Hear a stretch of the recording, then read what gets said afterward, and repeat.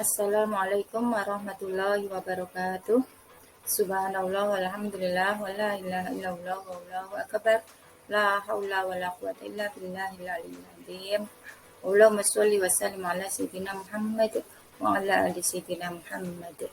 Rabbi shrah li sadri wa yassir li amri wa hlul 'uqdatam min lisani yafqahu qawli.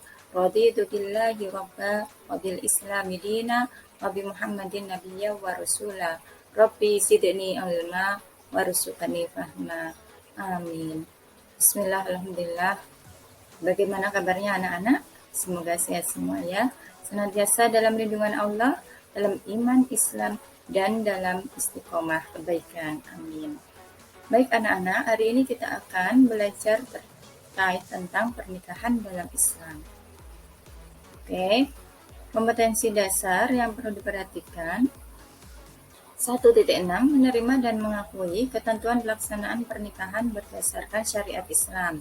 2.6 menunjukkan sikap bersatu dan kebersamaan dalam lingkungan masyarakat sebagai implementasi dari ketentuan pernikahan dalam Islam.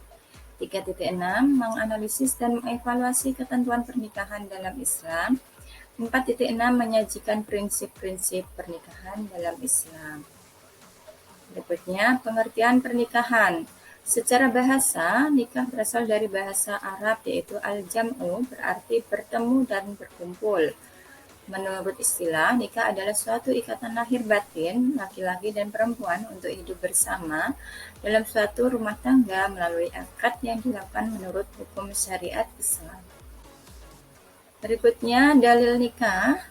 Ada hadis riwayat Bukhari Muslim. Bismillahirrahmanirrahim. An Abdullah bin Mas'ud radhiyallahu anhu qala lana Rasulullah sallallahu alaihi wasallam ya ma'syarus sabab man istata'a minkumul ba'ata falyatazawwaj fa innahu aghaddu lil basar wa ahsanu lil farji wa man lam yastati' fa alayhi bis-sawmi fa innahu lahu wija'. Rawahul Bukhari wa Muslim. Artinya dari Abdullah bin Mas'ud radhiyallahu anhu Rasulullah berkata kepada kami, hai para pemuda, barang siapa di antara kamu telah sanggup menikah, maka nikahlah, karena nikah itu dapat menundukkan mata dan memelihara faraj. Dan barang siapa tidak sanggup, maka hendaklah berpuasa, karena puasa itu menjadi perisai. Berikutnya hukum nikah. Ada hukum nikah mubah, yaitu dibolehkan. Inilah hukum dasar hukum nikah. Wajib, yaitu orang yang telah mampu atau sanggup menikah. Bila tidak menikah, khawatir dia terjerumus dalam perzinahan. Kemudian sunnah. Sunnah yaitu bagi orang yang sudah mampu dan masih sanggup mengendalikan dirinya, ya, sudah mampu dan sanggup mengendalikan dirinya dari godaan yang menjerumus pada perzinahan. Berikutnya hukumnya makruh, yaitu bagi orang yang melakukan pernikahan, akan melakukan pernikahan, telah memiliki keinginan, tetapi ia belum mampu mempunyai bekal untuk memberikan nafkah tanggungannya. Kemudian haram pada orang yang akan melakukan pernikahan, tetapi ia mempunyai niat yang buruk, seperti niat menyakiti perempuan ataupun niat buruk lainnya.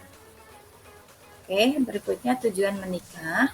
Ada beberapa di antaranya. 1. Untuk memperoleh kebahagiaan dan ketenangan hidup. Dalam surat Ar-Rum ya ayat 21, a'udzubillahi minasyaitonirrajim. Wa min ayatihi an khalaqalakum min anfusikum azwajan litaskunu ilaiha. Kemudian tujuan yang kedua untuk membina rasa cinta dan kasih sayang. Surat Ar-Rum ayat 21 juga. A'udzubillahi minasyaitonirrajim. Waja'ala bainakum mawaddatan warahmah. Kemudian yang berikutnya, nomor 3, untuk memelihara kebutuhan seksual yang sah dan diridhoi Allah. Kemudian yang keempat, untuk melaksanakan perintah Allah terdapat dalam surat An-Nisa ayat 3 ya. A'udzubillahi minasyaitonirrajim. Fankihu ma thaba lakum minan nisa. Kemudian selanjutnya untuk mengikuti sunnah Rasulullah dalam sebuah hadis, an-nikahu sunnati faman raghiba an sunnati falaysa minni. Kemudian yang berikutnya, tujuan menikah adalah untuk memperoleh keturunan yang sah, sebagaimana surat Al-Kahfi ayat 46. Berikutnya, wanita yang haram dipinang ada dua kelompok. Haram dipinang dengan sindiran ataupun terus terang, yaitu wanita yang termasuk muhrimnya, wanita yang masih bersuami, wanita yang berada dalam masa iddah talak rujai, dan wanita yang sudah bertunangan. Kemudian yang haram dipinang dengan cara terus terang tapi dengan cara sindiran, yaitu wanita yang berada dalam iddah wafat dan wanita yang dalam iddah talak bain. Selanjutnya, rukun nikah dan syaratnya. Rukun nikah ada 5. 1. Calon suami dengan syarat beragama Islam atas kehendak sendiri, bukan muhrim, tidak sedang ihram haji. Kemudian yang kedua, calon istri beragama Islam, tidak terpaksa, bukan muhrim, tidak bersuami, tidak sedang dalam masa iddah, dan tidak sedang ihram haji atau umroh. Kemudian yang ketiga adalah adanya wali, syaratnya mukallaf, laki-laki merdeka, adil, tidak sedang ihram haji atau umroh. Kemudian yang keempat adanya 2 orang saksi, yaitu Islam, dewasa, sehat akalnya, tidak fasik, hadir dalam akad nikah. Dan yang kelima rukun nikah adalah adanya ijab dan qabul, yaitu kata-kata nikah atau semakna dengan itu berurutan antara ijab dan qabul. Contoh ijab, aku nikahkan anak perempuan saya bernama Fulanah binti Fulan dengan si Fulan seperangkat alat dengan mas kawin, seperangkat alat sholat dan emas 50 gram dibayar tunai. Kemudian, contoh dari qabul, saya terima nikah dan perjodohannya dengan diri saya dengan mas kawin tersebut dibayar tunai. Gitu ya. Selanjutnya mahram. Mahram itu apa? Yaitu dalam bahasa mahram berarti yang diharamkan. Menurut istilah ilmu fikih, mahram adalah wanita yang haram dinikahi. Kemudian macam-macam mahram ada. 1. Wanita yang haram dinikahi karena keturunan, meliputi ibu kandung seterusnya ke atas, anak perempuan kandung dan seterusnya ke bawah, saudara perempuan sekandung bapak atau seibu, saudara perempuan dari bapak, saudara perempuan dari ibu, perempuan dari saudara laki-laki dan seterusnya ke bawah, anak perempuan dari saudara perempuan dan seterusnya ke bawah. Kemudian berikutnya, penyebab wanita yang haram dinikahi karena hubungan sesusuan, yaitu ibu yang menyusui, saudara perempuan yang sesusuan.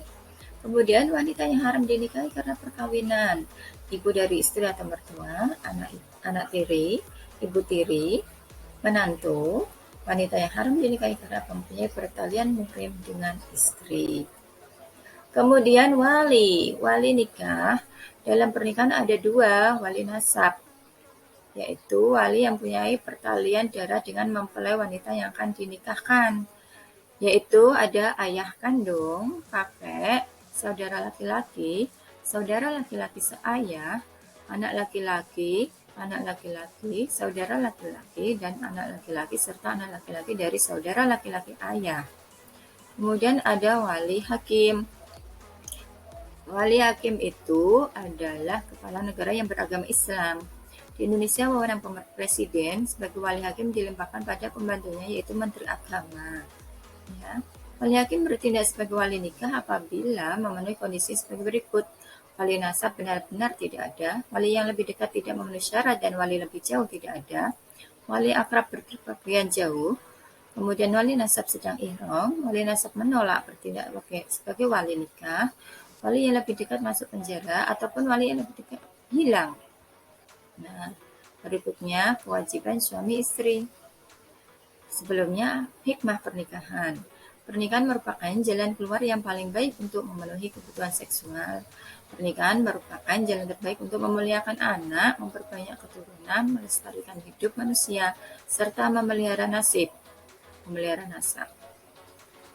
Kemudian, pernikahan menumbuhkan naluri kebapakan dan keibuan yang menumbuhkan pula perasaan cinta dan kasih sayang. Kemudian pernikahan menimbulkan sikap rajin dan sungguh-sungguh dalam bekerja, serta yang kelima pernikahan mempererat tali kekeluargaan. Kemudian kewajiban suami yaitu memberi nafkah, pakaian, dan tempat tinggal kepada istri, menggauli istri secara ma'ruf, kemudian memimpin keluarga, serta membantu istri. Kemudian kewajiban istri patuh dan taat pada suami, memelihara menjaga kehormatan diri keluarga serta harta benda suami, mengatur rumah tangga, memelihara dan mendidik anak, serta bersikap hemat cermat, ridho syukur pada suami. Kemudian hak suami pada istri apa? Ditaati dalam seluruh perkara kecuali maksiat. Dimintai izin ketika istri mau keluar rumah. Istri tidak boleh puasa sunnah kecuali izin suami. Mendapat pelayanan dari istri serta bersyukuri kebaikan yang diberikan oleh suami oleh istrinya. Kemudian hak istri, yaitu mendapat mahar dari suaminya, mendapat perlakuan yang patut dari suaminya, mendapatkan nafkah, pakaian, serta tempat tinggal, mendapat perlakuan yang adil, serta mendapatkan bimbingan dari suaminya. Itu ya beberapa materi dari pernikahan bagian 1.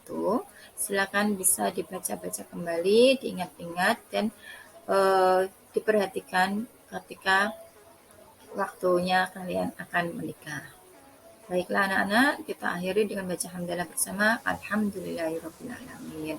Wabillahi taufiq wal hidayah. Wassalamualaikum warahmatullahi wabarakatuh.